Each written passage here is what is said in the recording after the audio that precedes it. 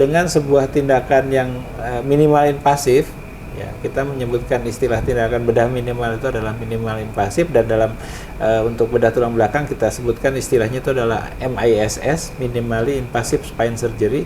Itu kita dengan hanya membuat 1-2 sayatan kecil yang kurang lebih sekitar setengah senti. Oh, kecil sekali ya, Dok, ya. Itu kita bisa melakukan operasi, misalnya operasi untuk membebaskan saraf kejepit ya, bahkan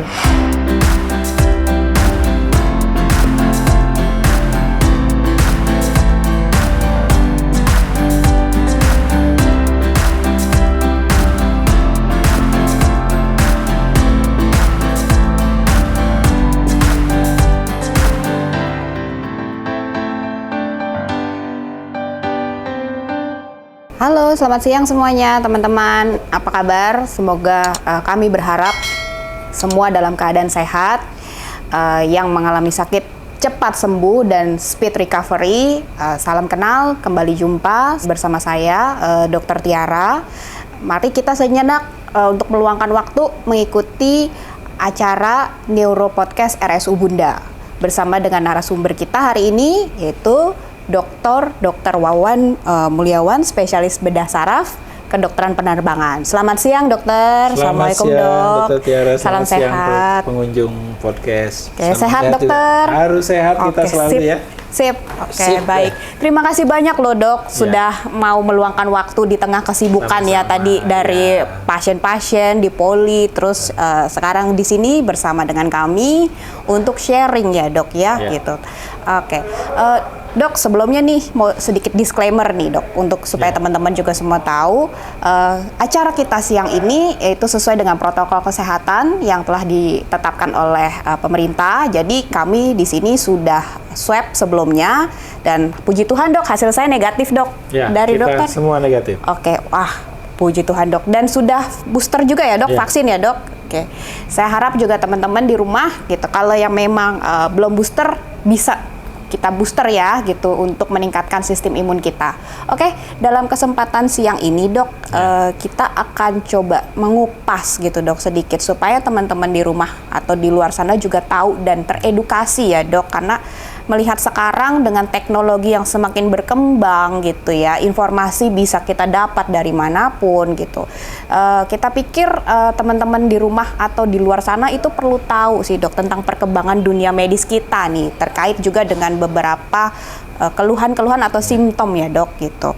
Nah, mungkin teman-teman semua kalau dengar kata endoskopi itu taunya tuh tentang pencernaan ya, Dok. Kan selama ini begitu ya, gitu. Misalnya endoskopi untuk lihat lambung gitu, untuk lihat usus biasanya, atau biasanya kita kenal dengan kolon gitu. Tapi pernah dengar nggak tentang endoskopi tulang belakang gitu, Dok, oleh spine? Karena sejujurnya, Dok, untuk saya pribadi, Dok, juga masih asing, Dok, terdengar gitu. Kalau wow, secepat ini gitu perkembangan dunia medis kita gitu loh, Dok. Nah, kira-kira bisa tolong dipaparkan ke Dok secara singkat apa sih sebetulnya endoskopi tulang belakang itu, atau yang kita sebut dengan spine ya, Dok, gitu. Silakan, baik. Dokter. Terima kasih, Dokter Tiara. Para pengunjung Neuro Podcast RSU Bunda yang sangat saya banggakan. Jadi memang teknologi ini berkembang cepat gitu ya, berkembang cepat, dan sebetulnya teknologi yang berkembang itu juga tidak selalu bahwa teknologi itu betul-betul baru begitu. Jadi misalnya endoskopi, orang udah tahu dari dulu endoskopi, bahkan mungkin dari sejak akhir tahun 1990-an pun endoskopi sudah banyak dikenal orang kan. Dan ketika tahun 2000 kesini, bahkan mungkin untuk beberapa bidang endoskopi itu merupakan teknologi yang sudah dianggap biasa gitu. Tapi umumnya endoskopi yang dilakukan adalah endoskopi yang pertama biasanya melalui lubang-lubang yang sudah ada kan ya. Ya, jadi betul. misalnya melalui lubang mulut gitu ya. Kemudian yang kedua endoskopi yang dibuat lubangnya baru, dan yang paling terkenal adalah laparoskopi biasanya ya, yaitu untuk misalnya di daerah perut ya, pada misalnya kebidanan ya, atau juga mungkin untuk bedah-bedah tertentu. Nah, Tetapi endoskopi yang untuk di tulang belakang memang terutama di Indonesia kan baru terakhir-terakhir aja orang mengenal gitu. Dan itu sebetulnya ya merupakan sebuah teknologi yang sangat menguntungkan dan sangat memberikan manfaat yang lebih kepada para pasien kita. Artinya apa? Artinya dengan sebuah tindakan yang minimal invasif, ya kita menyebutkan istilah tindakan bedah minimal itu adalah minimal invasif, dan dalam untuk bedah tulang belakang kita sebutkan istilahnya itu adalah MISS, minimally invasive spine surgery. Itu kita dengan hanya membuat 1-2 sayatan kecil yang kurang lebih sekitar setengah senti. Oh, kecil sekali ya, Dok, ya. Itu kita bisa melakukan operasi, misalnya operasi untuk membebaskan saraf kejepit ya. Bahkan sekarang ini sudah berkembang juga untuk misalnya memasang implan ya, memasang pen lah istilahnya orang awam, hanya dengan melalui lubang endoskopi aja. Jadi memang untuk pasien selain dari manfaat medisnya juga dia manfaat lebihnya, misalnya dirawatnya cepat. Biasanya kita untuk operasi endoskopi ini kalau operasi pagi misalnya bisa pulang sore, operasi sore bisa pulang besok pagi gitu ya. One day care ya, Dok, ya jadi jatuhnya bisa ya. One day care atau ya paling enggak 1 hari lah ya. Nah, kemudian juga untuk pasien itu bisa secepatnya recovery. Back to work-nya juga bisa cepat. Jadi biasanya orang operasi saraf kejepit mungkin butuh sebulan, 2 bulan baru back to work. Kalau untuk ini seminggu kemudian aja udah bisa back to work gitu. Oke.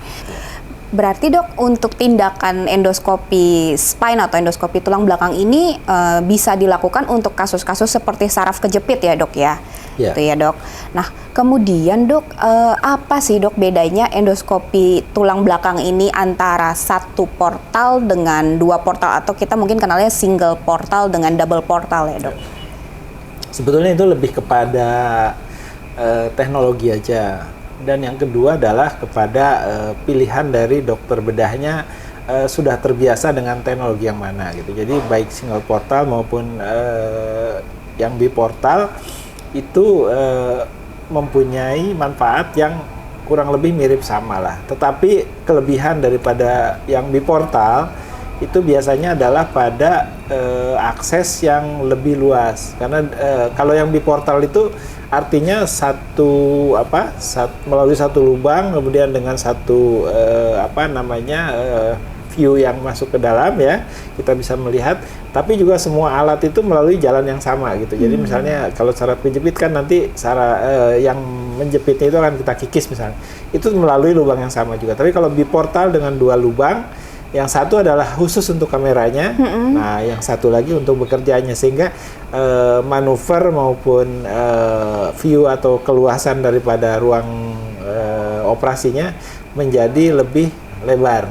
Nah, itu kelebihannya dari biportal.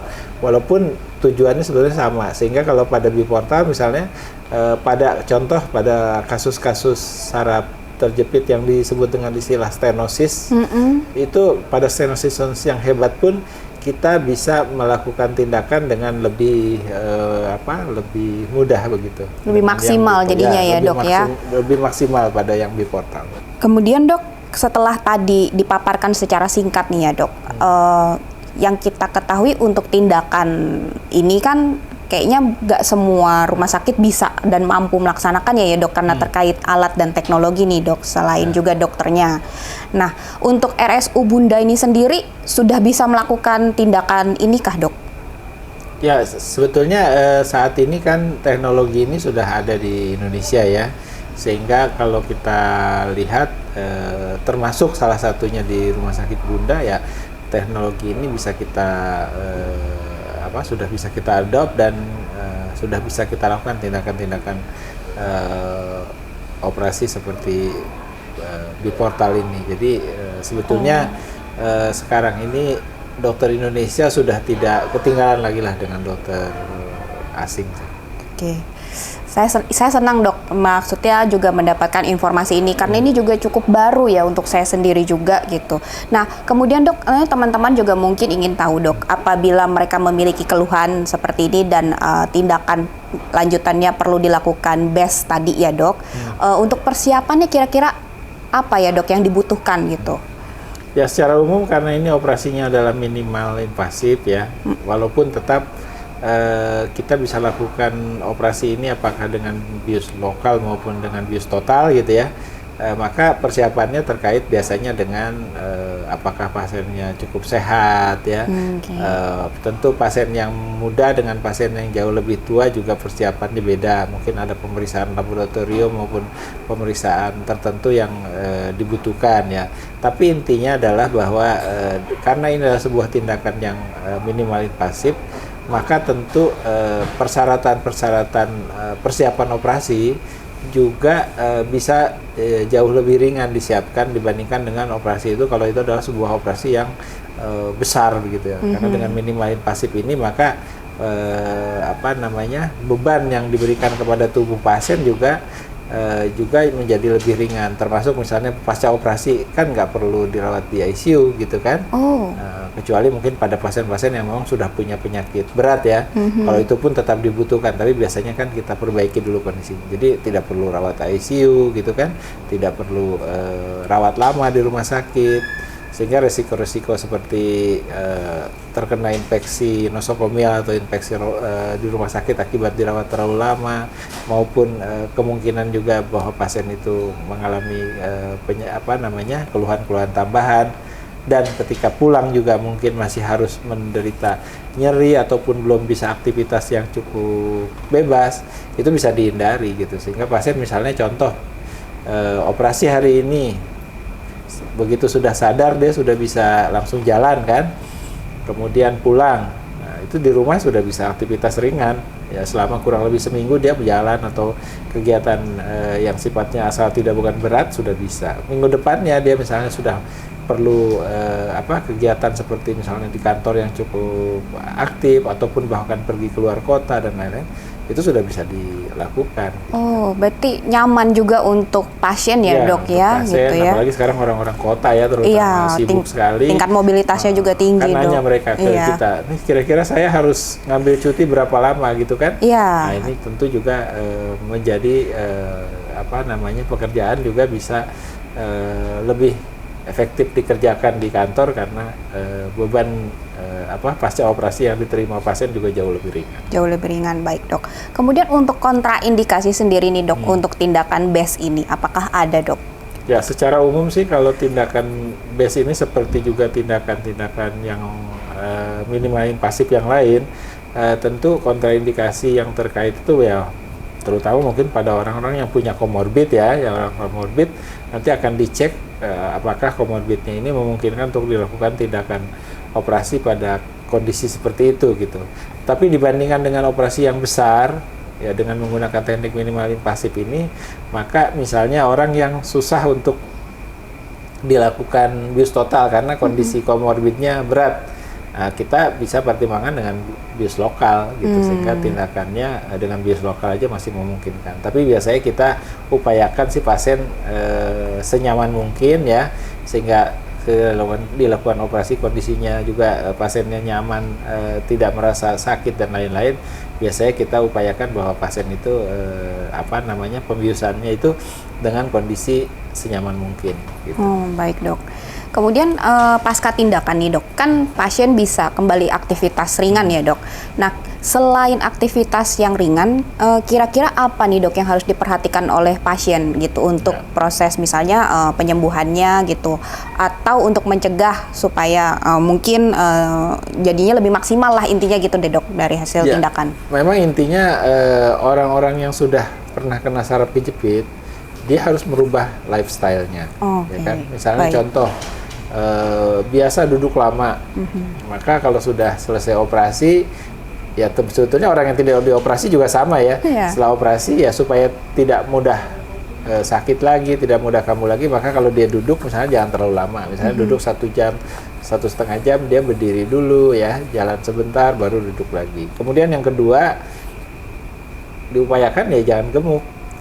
Jadi beban berat badan itu akan memberikan penekanan pada tulang belakang kan, otomatis resiko dia untuk terkena penyakit saraf kejepit, apakah di tempat yang lama itu agak jarang muncul, tapi mungkin juga di tempat yang lain itu resikonya kan meningkat jadinya kalau tidak. Kemudian juga ngangkat yang berat gitu ya, juga itu. Kemudian juga biasanya 3 bulan pertama kita minta pasien selalu pakai korset, gitu, korset medis ya. Ya. Kayak korset medis. Korset khusus berarti ya, Dok ya? Korset medis, jadi itu bisa dibeli di apotek kan. Itu paling nggak 3 bulan pertama pasca operasi kita minta selalu pakai itu dulu untuk supaya pasien lebih maksimal hasilnya. Nah, setelah tindakan itu sendiri, Dok, apakah ada kelanjutan misal untuk fisioterapi atau lainnya, Ya, Dok? kalau fisioterapi dan tindakan lainnya biasanya on demand ya, artinya kalau memang dibutuhkan kita berikan konsultasi untuk ke fisioterapis. Seandainya sudah tidak ada hal-hal yang membutuhkan lagi tergantung dari kondisi pasien, mungkin juga tidak perlu. Jadi nanti tergantung kebutuhan biasanya. Oh, baik, sesuai kebutuhan. Jadi bisa disimpulkan sebetulnya tindakan endoskopi spine biportal ini cukup aman untuk pasien. Terus kemudian masa pemulihan atau recovery-nya juga singkat ya, Dok. Ya, begitu ya, Dok? betul, gitu. betul. Oke, baik. Dokter Wawan, terima kasih banyak nih, Dok, atas sharing ilmu barunya ini gitu. Saya harap untuk teman-teman semua bisa berguna ya dan bermanfaat serta menambah wawasan ya untuk kita semua gitu. Baik, Dokter, terima kasih banyak telah meluangkan waktu. Mudah-mudahan bermanfaat ya. Ya, teman-teman semua, sekian untuk Neuro Podcast RSU Bunda siang ini gitu. Terima kasih banyak telah meluangkan waktu bersama dengan kami. Jangan lupa komen untuk acara ini dan kembali lagi jangan segan untuk datang ke RSU Bunda Menteng. Kami siap melayani Anda 24 jam selama 1 minggu, di mana tindakan BES ini juga bisa dilakukan ya, Dok ya, di RSU Bunda gitu. Salam sehat semuanya. Sampai jumpa lagi. Salam Bunda.